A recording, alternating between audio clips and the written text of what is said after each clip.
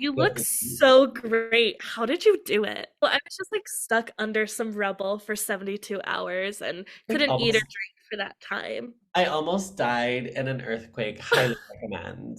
It's like this great cleanse where you don't eat or drink or even move, Here, you you're know? like reading a book about weight loss. I just got stuck under rubble in an earthquake. Welcome back, everybody, to Loud foreigners, I'm Sarah. and I'm Ellery. We're so happy to have everybody back. Welcome to episode 5 of season 2. I was gonna say, I don't even know what episode this is. I just know it's our third time doing it on Zoom. And it's our first time wearing the same color, sort of. Clashing purples. Well, same family, Same same family. color family. Exactly. Mine's a bit warmer, yours is more cool. Yeah.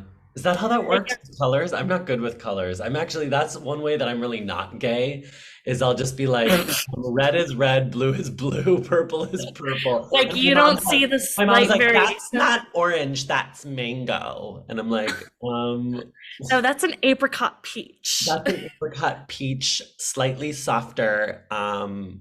It's not the other apricot peach. It's this other. I'm like, oh my God, I cannot. So you don't really see the slight variations in different colors. No, I do. I'm just like, I see the slight variations, but I just don't care. I'm just like, it's all Yeah. different shades of the same color. Whereas my So mom, like some people might say your shirt is eggplant, but you would just say it's purple. I would just say it's purple. Yeah, Oh. Yeah, I would just call it purple. it's purple. But then if like you were to ask me to analyze it, then I'd be like, well, maybe it's like an eggplant. Right. And we usually don't need the deep analysis of colors. No. But like, I posted when Michelle Obama wore this amazing dress one time. I posted on Facebook and I was like, love the mango dress, Michelle Obama, or love the orange dress, Michelle Obama. And my mom comments, it's mango. She would. You went to a comedy show. You went to a comedy show at Colorado Springs, and I'm dying to know, A, about it. I'm dying to know, was it worse or better than the Taipei comedy scene? First of all, it was 100 times better than the Taipei comedy scene.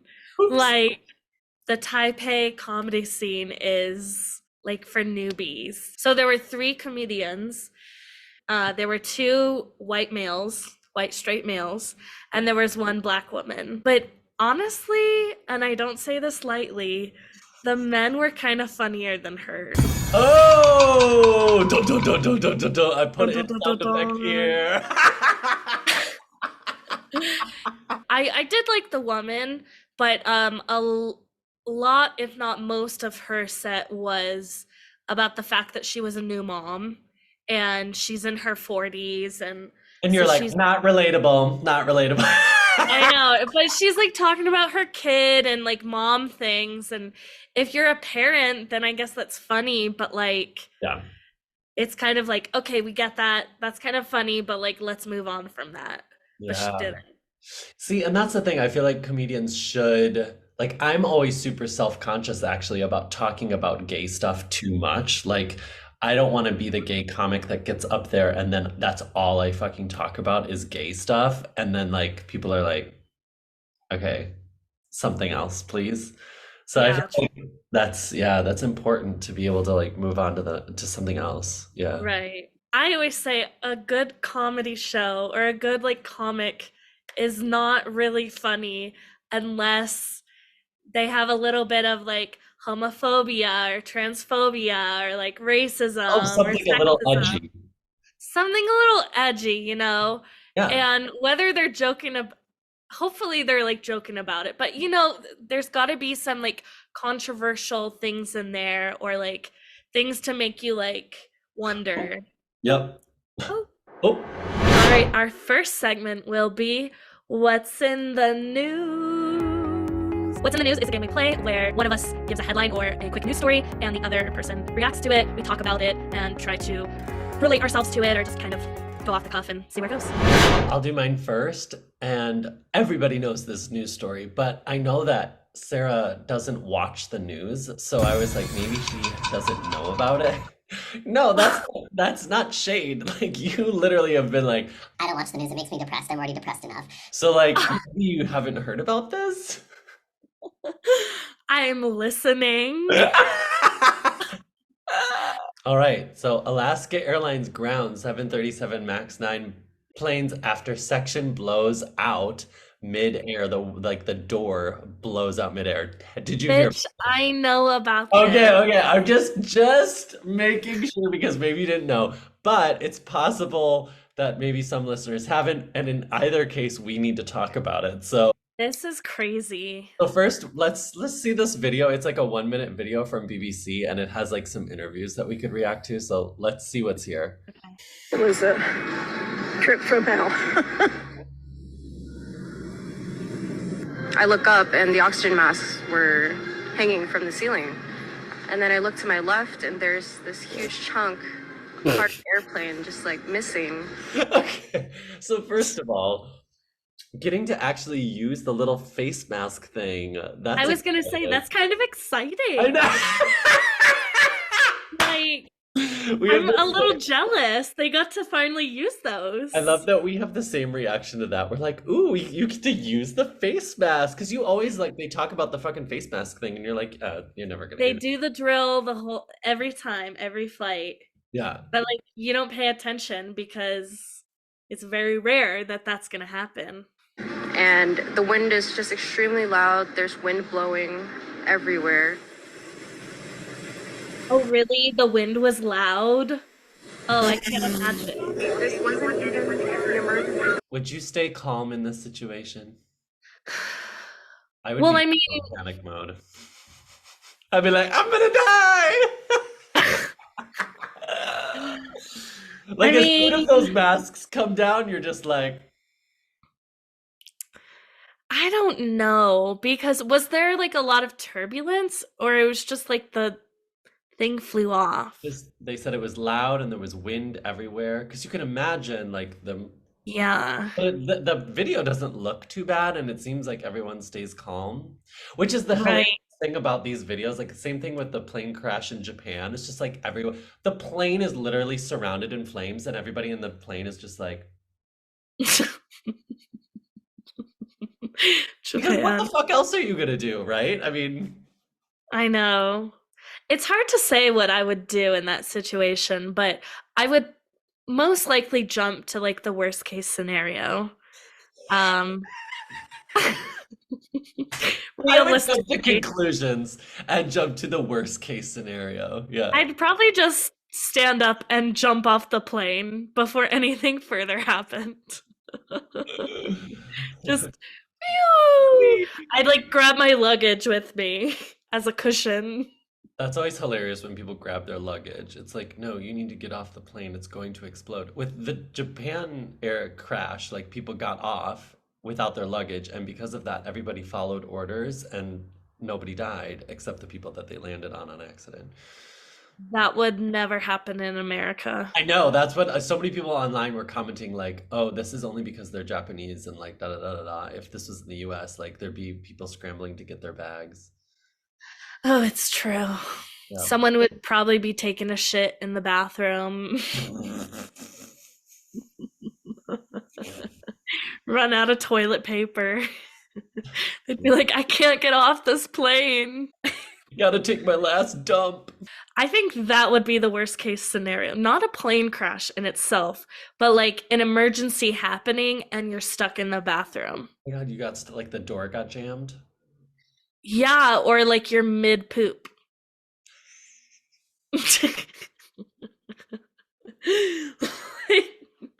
Talk about stress and chaos. Yeah, that would be intense.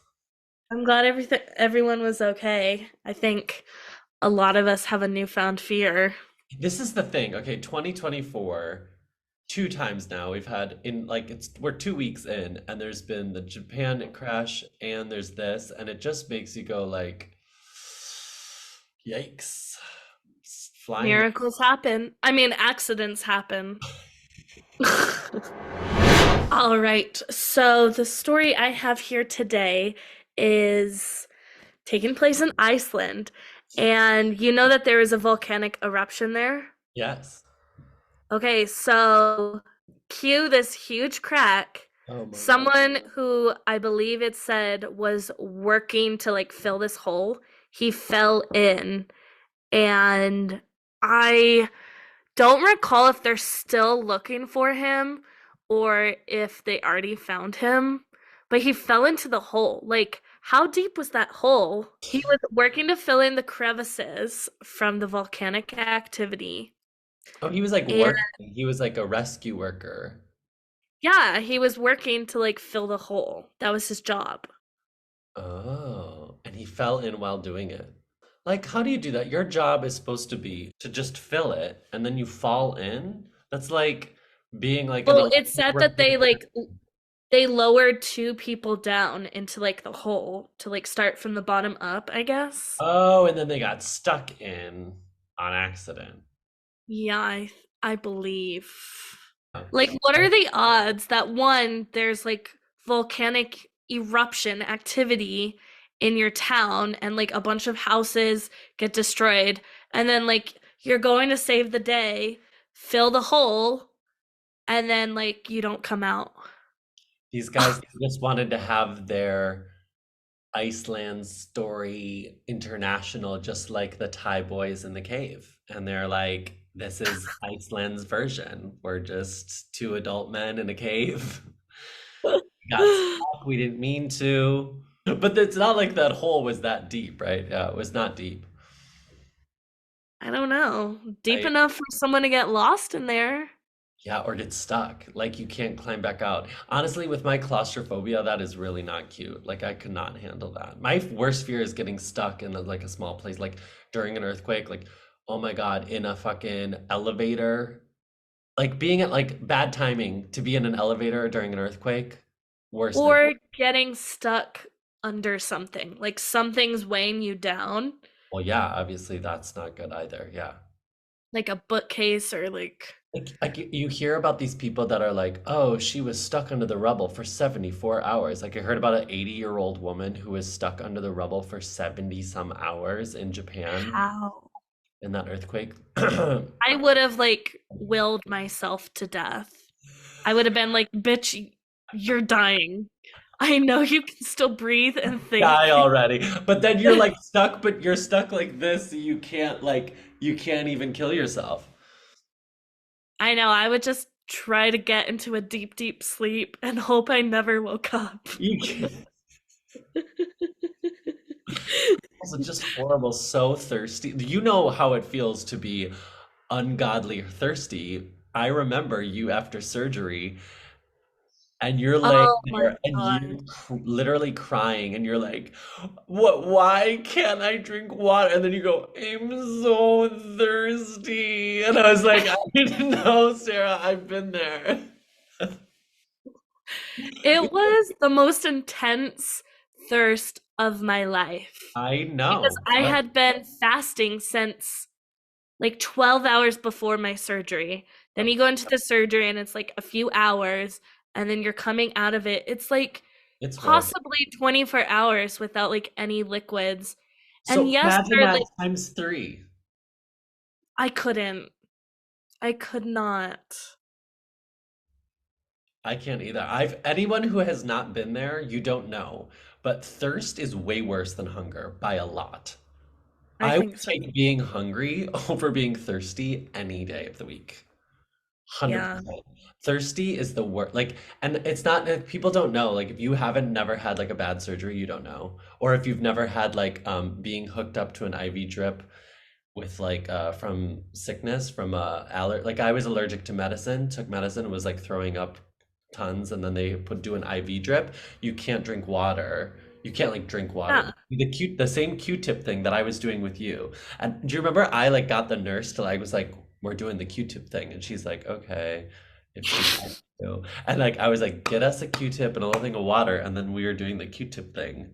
Do you remember And that? he brushed my, oh, I'll never fucking forget. Because the nurses in the like post-op care Those were things. doing that because I was crying and I was begging them for water because like aside from all the pain and weird sensations I was feeling, I was like, okay, primal instincts, like I need water, like water to survive, Yeah. and you're denying me that.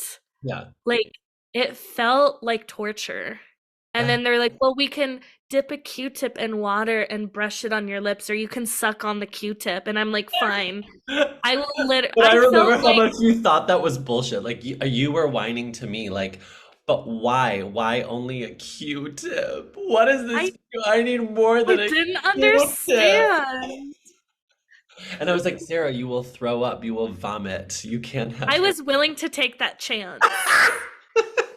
I even told the nurse, I think I told them one time, I was like, if I get sick or throw up, I promise I'll clean it up myself. You don't have to clean it up. And they were like, shut up. They're like, you have a catheter in, you're not cleaning shit up. Yeah, totally. Good So safe time. to say I wouldn't survive 3 days under some rubble. But you would because your body would survive. That's the point. That's why it's just horrible to even think about. That'd probably like make you look really skinny after. That'd probably be a good diet. Can I get an earthquake happen to me? Can I have like a building fall on me so that it Oh forces my me God, you look to- so great. How did you do it? How did Oh, I was just like stuck under some rubble for 72 hours and like couldn't eat or almost drink for that time. I almost died in an earthquake. Highly recommend. It's like this great cleanse where you don't eat or drink or even move, Here, you you're know? like reading a book about weight loss. I just got stuck under rubble in an earthquake. Loser. I literally willed it to happen. I was praying. Now everyone's just like praying for earthquakes all the time. They're like, I need to get skinny. Our next segment is an oldie but a goodie. If you haven't heard of the segment Rude, Crazy, or Petty, go back and listen to our old pods because they are great. But Rude, Crazy, and Petty is where one of us tells a true story of something that happened to us, and the other person decides, is it more rude, is it more crazy, or is it more petty, or which combination thereof? And then we discuss the story. I went to Louisa Cafe, the Starbucks knockoff in Taiwan, which has huge cafes, but every time you walk in, every seat is taken. It's always full. Well, except every seat is taken, plus people putting their backpacks on chairs next to them. Because Taiwanese people hate putting their backpacks on the ground. I walk in and I'm like, there's nowhere to sit. I need a seat. So I'm like, which one of these hoes am I gonna make move their fucking backpack so I can sit down? So I walk up to one of the seats and I try to be super Taiwanese about it and be really indirect. So I put my keys and my phone at the spot on the table, sort of implying like, I'm going to sit here. And the two people next to the backpack are like, they just look at it. And I'm like, okay, The owner of the backpack? the owner of the backpack just like looked that I put my stuff on the table and didn't move their backpack. And I'm like, whatever, I'm gonna go get my coffee. So I walk back to the cash register to like get my coffee. And as I'm walking back, I'm like, Ellery, let's be really thoughtful and sweet and grab them a basket because every coffee shop and every restaurant almost has little baskets because Taiwanese people, again, I'll say it again, Taiwanese people don't put their backpacks on the ground. They always put their backpacks in little baskets or on chairs. So I'm like, I'll be really sweet. I'm taking her chair for her backpack. And so I'll get her a little basket. So I grab her little basket and I'm coming back with my coffee. And so I come up and she still hasn't moved her backpack. So I like get her attention and I'm like, and I say like, do you want to use this? And she goes,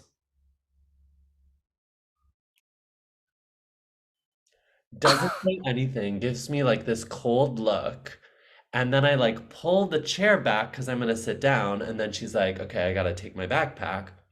And she picks up her backpack and she sets it on the ground next to the basket. Uh, She refuses to use the basket that I got her and instead chooses to put her backpack on the ground next to the basket. and And she then was I sit Taiwanese? down. Yeah, and she was Taiwanese. And she's sitting there with like her ear pods in. So I don't even know. But give her the benefit of the doubt. Maybe she had her ear pods in, so maybe she didn't hear me ask, "Do you want to use this basket?" But body language, hello. And then I sat down and I enjoyed my food and coffee and left. And I was like, "Wow, is that rude, crazy, or petty, Sarah?" I'm stuck between if it's rude or petty. It's kind of a little bit both. Petty because if she did hear you, she didn't want to interact or move her bag. Yep. Rude that, I mean, she looked you in the eyes. Yeah, like it was a very like So like most people like would take out their earbud and be like, "Oh, sorry, what did you say?" yeah, yeah, or just like it's obvious, like body language is everything. Like at the point that I put my stuff on the table, she should have moved her backpack. Like your backpack doesn't get its own seat, ma'am. I'm Like, gonna say it. I'm gonna say it. She's xenophobic. She didn't want to move her bag because you were a tall white man it could and be. you're ruining the country for them. Yeah, Meanwhile, guess what she was studying? English. English. Hold on, hold on. I have it right here. So here you can see. Here's her backpack and here's the basket, right? And she puts it right next, and it's behind her chair. This is her jacket. Was And she sitting right next to you, like parallel yeah, to you? yeah, like right, my chair's here. Yeah, she was sitting right next to me. Okay. Girl. Petty. So this is the thing because I'm Not like kind of petty. petty myself sometimes. So when someone else is petty, I clock it like immediately. I'm like, You're you're a like, bitch. honey, that's my job. This is the other thing about Taiwanese people putting bags in the ground and they refuse to put bags in the ground and they're like they clutch their pearls. If you put your backpack like on the ground, they're like, your backpack is on the ground. It might get dirty. I'm like, yeah, it's a So then, backpack. Backpacks are supposed to get dirty. It's like not driving your car because it might get dirt on it. Like it's like that yeah. level of like dumb to me. I just don't get like the idea that But if Taiwanese people are so particular about that thing, why then did she choose to put her bag on the floor? she Then was in the mad. basket you provided, She was mad. you should have been like, "Wait some more. You So wait I some more."